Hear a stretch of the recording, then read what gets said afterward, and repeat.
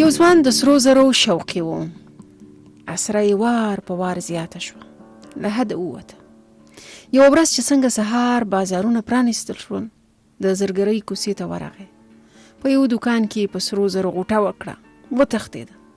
پولیسو ونیو او پوښتنه یې ورنه وکړه، په رڼا ورځ دې څنګه غلا کوله؟ ځوان وویل، کله چې مې سرو زرو ته لاس ټیټاوه، له سرو زرو پرته مې بل هیڅ نه لیدل.